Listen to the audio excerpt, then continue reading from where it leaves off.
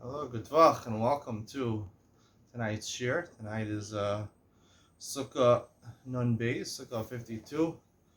It's 12:10 at night now. I'm away for Shabbos to Yerushalayim. My brother-in-law and sister-in-law live in Modestorf.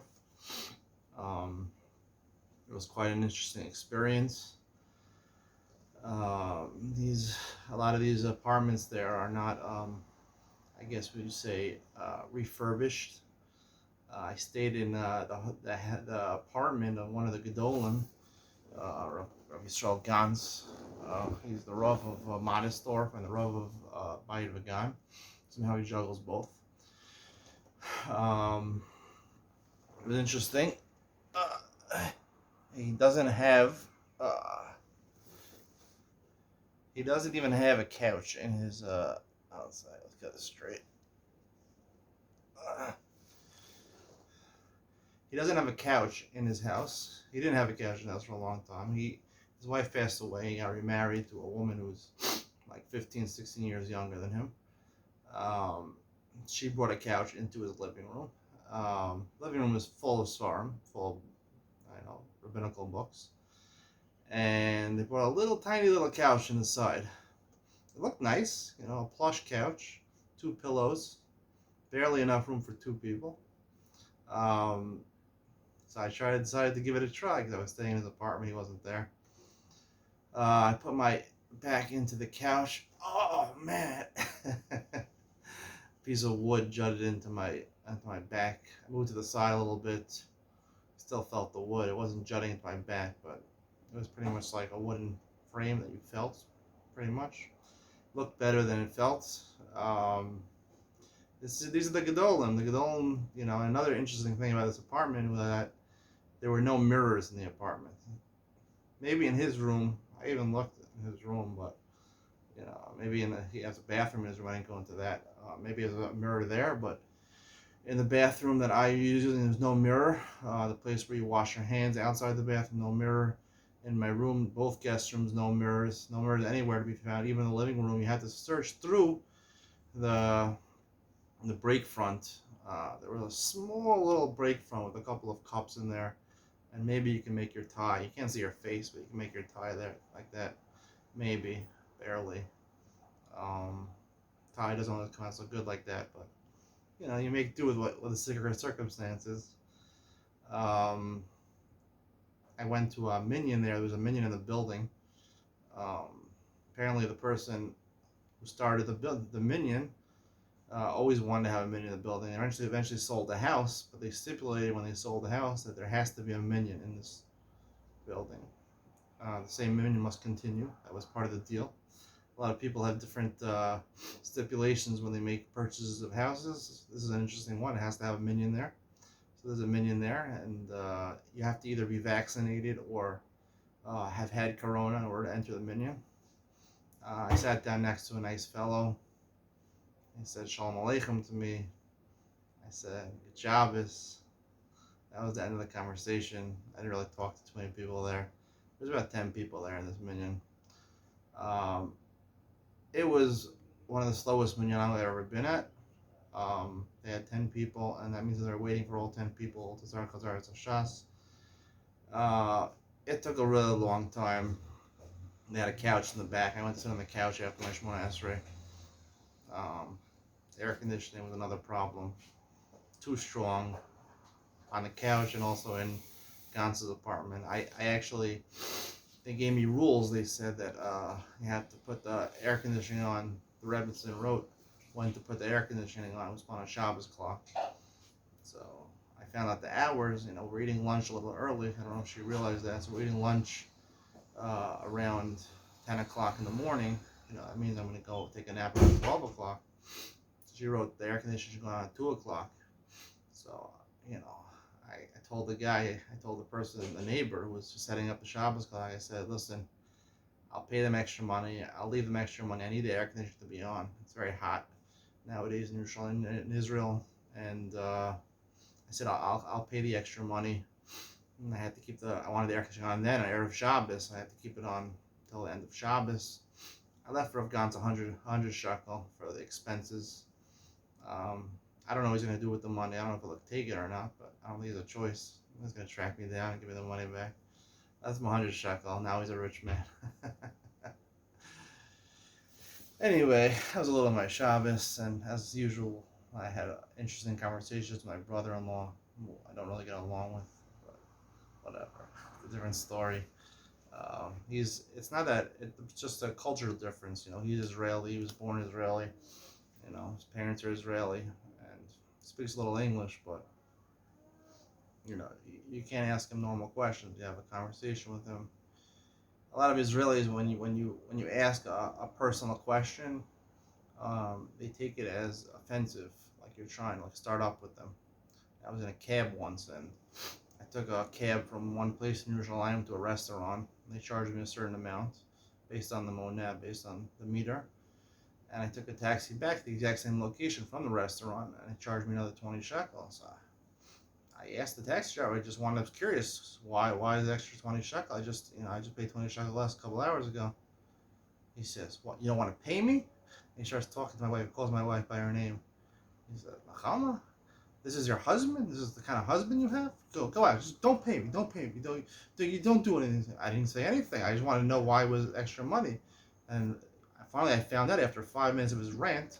He told me that it was a higher fee after 11 o'clock at night. Okay, I didn't know that. I don't know meters so well, but it was, people, they take it offensive. My brother knows Israeli, so when he asks him a personal question like, why do you have this food at the table or something like that, it's like a personal offense, like a diatribe.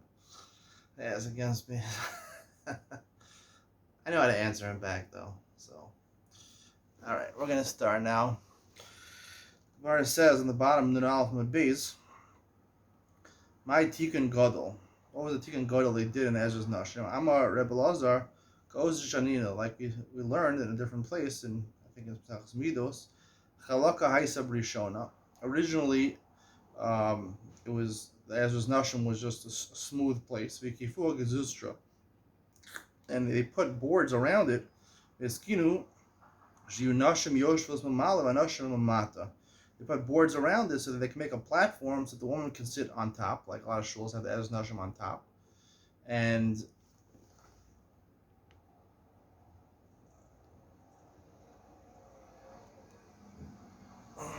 trying to get the right angle with the camera. It's so easy to get it 100% correct. All right.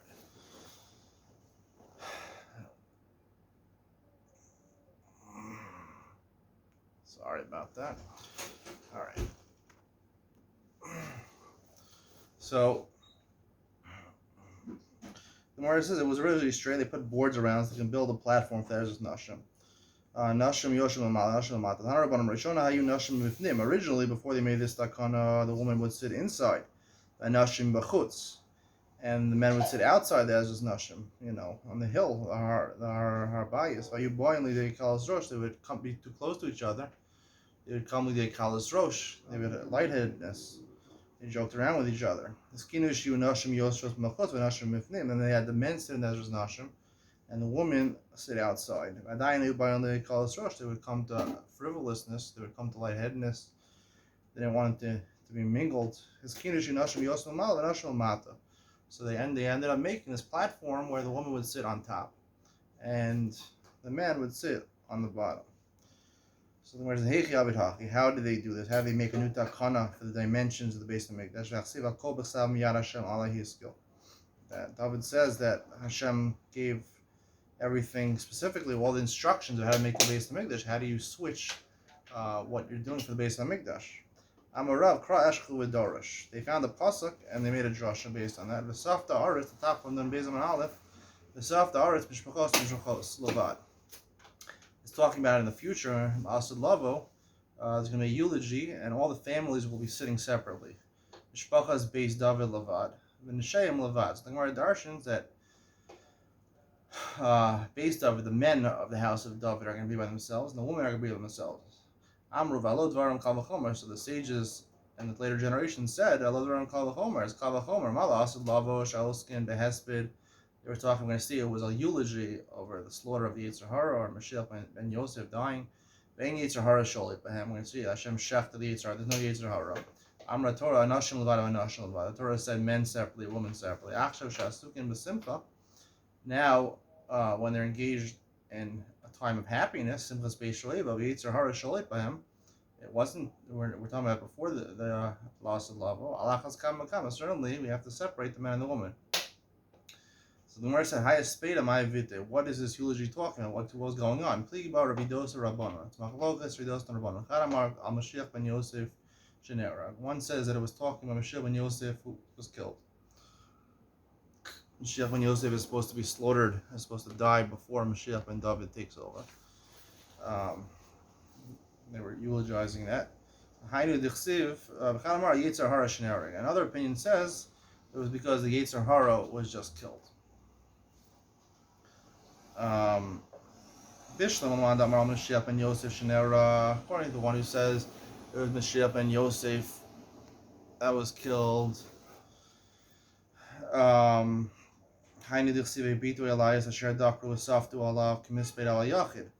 They looked at me and they just killed an individual person. Why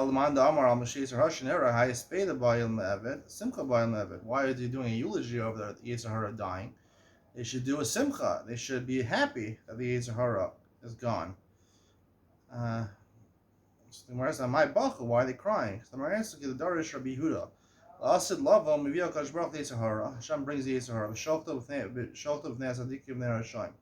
Shachsa in front of the tzadikkim and in front of the reshaim. Tzadikkim nidban lahem k'hargavo. Tzadikkim, it appears to them like a great mountain. Reshaim nidban lahem k'chud asara.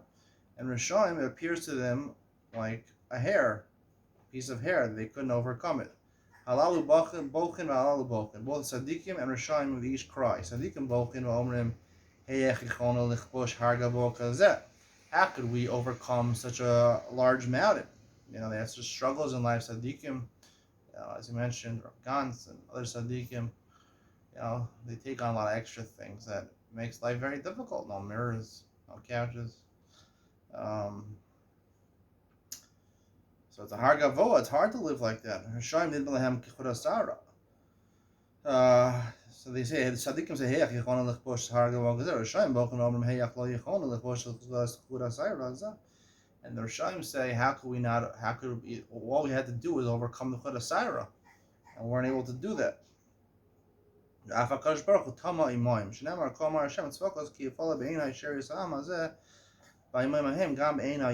just like it's a wonderment for them, it's a wonder for me also. They weren't able to overcome these things. Now we'll try a little Ian with Ben Sion. A couple of questions over here. First of all, it sounds tzaddikim are crying. Why is tzaddikim crying?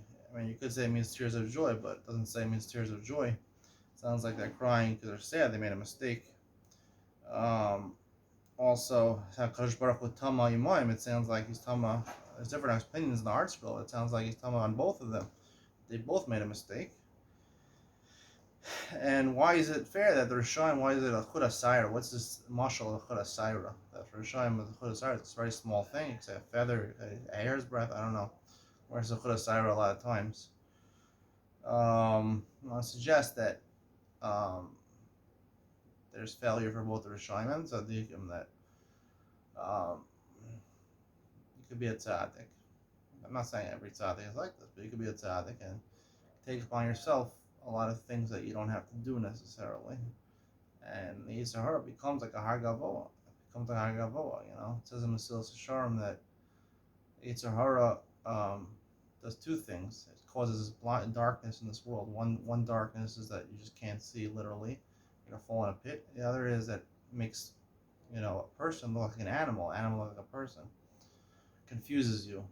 See one thing, you assume you have to do certain things that you don't necessarily have to do. When it becomes a har gavoa, you can't live like that. You can't live a normal life like that. It's not a normal life. It could be a problem for tzaddikim. For Rishaim, Chud HaSaira, Rasha generally does what, he seeks pleasure, avoids pain. Which is really what we're supposed to do in this world. We're supposed to be like the rest of the world. You go bust a road. Most of the world is seeking pleasure, avoiding pain. But Chud HaSaira comes from splitting hairs. That ultimately we're given bechira chavshus. We have to have free will in order to make the right choices. And people reshaim, they might have the right outlook in life, but they drop their bechira chavshus. They drop their free will. They forget about making decisions. They stop making decisions. They're given a koach to make decisions, and they to split hairs. That's what it is. Making decisions, splitting hairs a lot of times, making small decisions, intricate decisions, not easy. So it's like a churasira, splitting hairs. They dropped that. They forgot to make decisions. Oh, they might have the general idea right, but they're not making decisions and not figuring out how to properly seek pleasure and how to properly avoid pain, and it ends up not being yashar, ends up being not straight people, crooked people. A lot of times it leads them to averot like gezel and things like that, and not an honest person, and that's the problem with reshaim. So, I'd like to offer tonight, nice night of slichos. Here to hear first with Enoch Ben Sion. I have experience. That's all I'll say. Anyway, the Gemara says, Amar v'asi Yitzhar hara b'tchila doma l'chush al bokia. Yitzhar hara originally seems like the spider web. B'sof doma kavos agol, and it seems like a very thick rope, like that you pull a cart with. Shenemar hoy moshchei avon b'chevlei hashav kavos agla chata.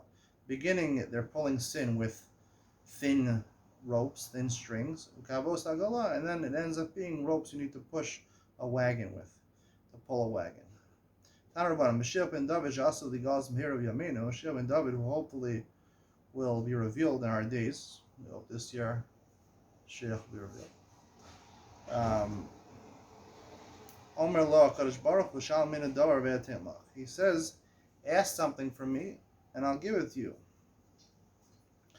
Shenemar espera el chok, ani hayom bilaticha shal min ve'atena. Ask for me something, and I'll give it to you. Etneh goyim nachlasecha. Kevan shara Mashiach ben Yosef shenera. Once he sees Mashiach ben Yosef dies in the war, who Mashiach ben Yosef is questionable, whether this person's a good person or not. He sees he died. I'm only asking from you life. He says, Hashem says back to him, Chaim, life. David, your father, already had a nevuah about you. He asked from me, he's talking about prophesizing that Mashiach ben David was going to ask from him life, and he's going to give it to him. Darash Rabbi Avira, Ten Rishu ben Levi, Shiva Shemos Yesh Yetzer Hara, 7 names of the Yetzer Hara. Kadosh Baruch Hu Ra, Hashem calls it bad. Shenemar Ki Yetzer Lev Adam Ra Minu Rav. Person's heart is bad from his youth. Moshe Karo Arel, calls him Arel, uncircumcised. Shenemar Maltamus Aras Levavchem. David Karo Tame, calls it impure. Shenemar Leiv Tar Bar Leikim. Cloud Ika Tame. Hashem created a pure heart for me. It's possible to have an impure heart. Shlomo Karosone calls it a hated one. Jenemar imrav sanecha lechem. If your hated one, your Yetzer Hara, is hungry, give it bread. If it's thirsty, ashkel mayim, give it water. Because you're placing coals on its head when you do the right thing. Hashem yishalom lach. Hashem will give you a reward for this. Al tikre yishalom lach. Another drasha don't say he doesn't get a reward from it. Al yishlimenu lach. I'll pacify. I'll get rid of the Yetzer Hara. Yeshaya Karo Michshal, he called it a Michshal, a stumbling block. Shemar Solo Pono Derech. Harimu Michshal Mi Derech. Raise the stumbling block from the path. Imi. Chezkel Karo Evan, he called it a stone. Shemar Masrosi as Leva Evan Sarka. Should remove the stone heart from your flesh. And Asati Lachem Lev Basar, and I'll give you a heart of flesh. Yoel Karo Sifoni. A hidden one. The hidden one I'll distance from you. This is a reference to Yetzer Hara. It's hidden in a person's heart. He'll push it away to a desolate land. In a place where people, it's not going to start up with people. As Panav El Yama Kadmoni, the Yetzer Hara first turned to the eastern sea. turned his eyes to destroy the first base of Midrash Rivo and destroyed it. And he killed the Tamid Chum in that time. So far, Yamal Acharon, at the end, it wanted to destroy the last sea. Shanasan Eda Mikdash Sheni. Yitzhahara wanted to destroy the second base of Midrash Rivo and destroyed it. Killed the Tamid Chum. Allah, Beish, Basho, Tachal Santo, and it emitted a foul odor. Sheminiach Umos Olam is Garab Sanayim Shal Yisrael. Leaves the Goyim and starts up with Klal Yisrael. Kigdil Lasos. What's the Kigdil Lasos? Samar Abaye with Tamid Chum Yoser Mikulam. And with Tamid Chum, it's greater than all. That's Pshan Kigdil Lasos. It's greater with Tamid Chum. Kihada Abaye. What's an example of this? Abaye. Shana Lu Gavra the Kamar Lehis Naktim Nezil Orchi. A woman, a man was saying to a woman, let's get up early and go on the journey. Let's take a walk together to our path, to where we're going to. Amar Ezel Afrashim Yisrael. He said, I think they're going to do an Aveira over here, so I'll stop them from Aveira. Azal Basrayu Tlasa Parsi. He went after them 3 parsos. On the meadow. Kiavu Parshi Madodi Shaminu the Kaamri Orchan Rakika Vasavs Masima. They were saying to each other, we had a nice time, and it was pleasant to have company of you. If it was me, I wouldn't have been able to hold myself back from doing an avera with this woman. When he leaned on the door, the post of the door, he was very insar, he was in pain. An elder, Yanavi, came to him, anyone who's greater than his friend, his Yitzhahara becomes greater.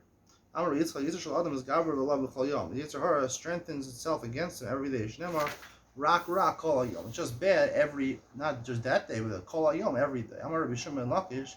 It strengthens itself, it tries to kill him. Yitzhahara, which is a Russia, looks at the tzaddik, gaze at the tzaddik, wants to kill him. And if it didn't help him, he wouldn't be able to deal with him. Hashem not going to leave him by himself. And one call him Russia in his judgment. If this disgusting one starts up with you, the Yitzhahara, bring it to the base of Medrash. If it's a stone, it will melt. In Barzel, whom is poses. If it's iron, it will break apart. Im even whom in nimuach, it will dissolve. That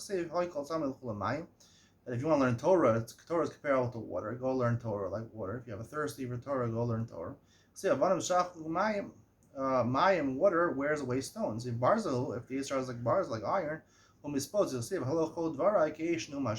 words of Torah are like fire. Kapadish will sound like a hammer that breaks a rock.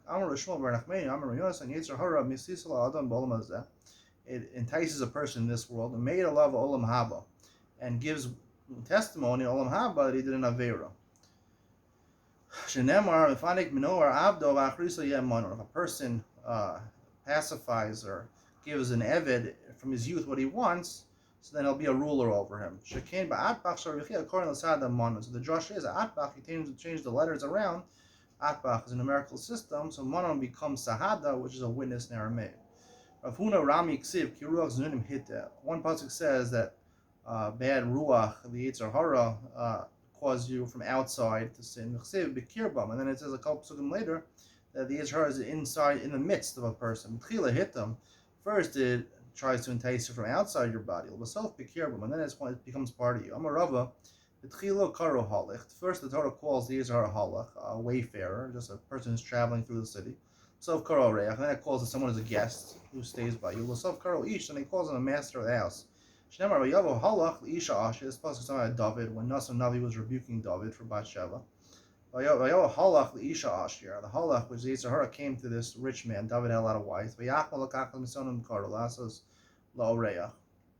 he didn't want to give some of his cattle to this man. He wanted to take Bathsheba for himself. To make it for this guest, which is Yitzhahara. He took Bathsheba, and he became a man. The Yitzhahara became a man by David. Amar Rabbi Yochanan, Ever Katin Shaladam, Marivo Savea must be a rug. A person has a small Ever, a male organ, the article says. If you starve it, it's satiated. If you satiate it, it's starving. The Gemara doesn't say which one is good. Is it good to be satiated or be starving? That's for you to decide. Shedemar Kimar Isam Yisbo.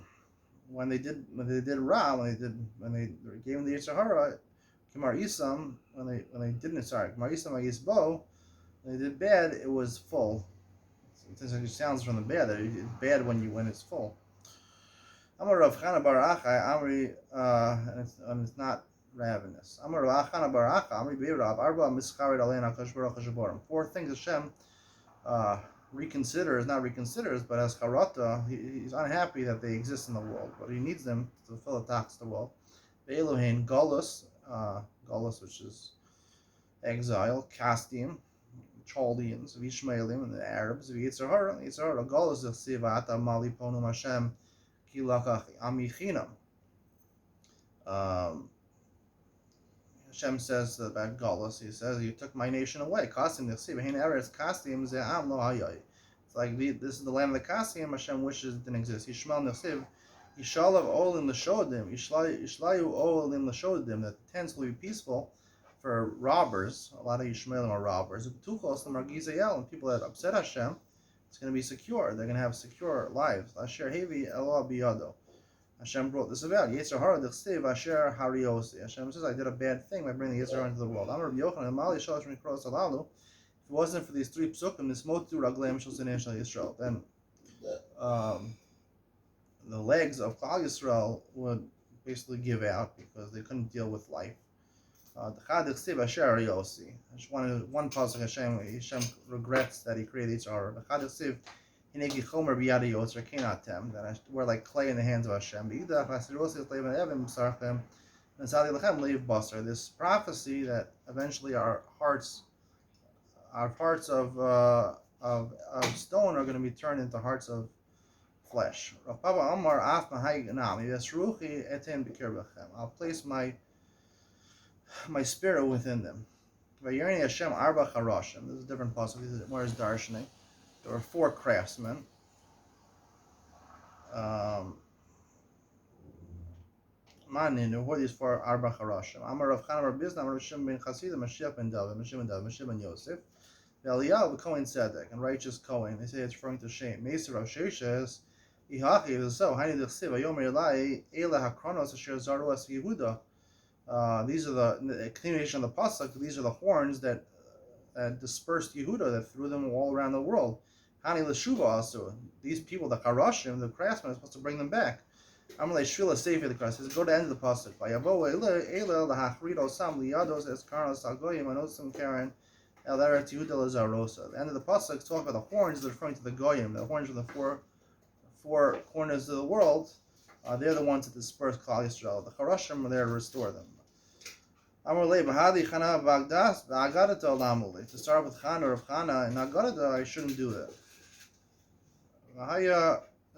Shalom Ashra Kiva Bartzenu Hidra from Rasenu. We come to all of Shiva Ro and Mishmon Adam. Different pasuk talks about 7 shepherds and 8 princes for Klal Yisrael. Manu Shiva Ro. Who are these 7 shepherds? David, David is in the middle. Adam Arishon, Shase, Metushelach Miyamino, standing on his right. He said, Aram Yaakov Moshe the small, standing on the left. Manu Shmon and Adam. Who are the 8 princes? Isha V'Shol V'Shmuel, Amos V'Sfania, Sidkiel, Mashiach, V'Eliyah. Arba Sulamas, there are 4 ladders. Tana Gova Shal Menorah Chamishimama. Each menorah was 50 Amos 12. Arba Yoladim Shabrikun of Yidayim Kadishim Shameyav Eshem Lug. Ibayalu Meyav Eshem Lug Kulu. Does it mean that entirely there was 120 lug? Or Dilma L'Chol Chad V'Chad, each one had 120 lug to make 480 lug. Tashma Yidayim Kadishim Shoshim Lug. Each one had 30 lug. Shem Kulam Meyav Eshem Lug. So in total it was 120. Tana V'Hem Shubachana Yu Yosem Nashal Marta Baz Baisos. They were stronger than the son of Merzabaz Baisos. Amro B'Nashal Merzabaz Baisos. It would take 2 thighs of an ox that they brought as a carbon. They cost a very big ox. Malach Ekev B'Sad Godol, they would walk with small steps. Up the kevesh, to the ram, to the mizbeach, and you carry them 2 at a time. They didn't let him do this Mishum Barava Madras Melech. That a lot of Kohanim should do the avoda, not just he should do it all by himself. My Mishubachim. What does it mean they were stronger? Ilay Mishum Yukra. It'll tell because of the weight Hani Kirei Tfei. Here it weighed more. By Marishav Baisus, the ox weighed more. El Hasam Kevesh Umaruba Below Zakif. There was a ramp and it was square. It had a lot of room underneath. It wasn't just rungs of a ladder, and it wasn't so slanty. Hakaslam is Zakif too. Here we're talking about ladders, and therefore it was very slanty to go up. It was a big slant. It was a very the angle is a very steep angle, and therefore it's much harder to do that. It was so light in Yerushalayim, and little Yerushalayim, you should be able to separate grains by the Or of Eva. I hope you enjoyed Shir today. Go out and say some slichos. Have a good Rosh Hashanah. Chsil Simatova.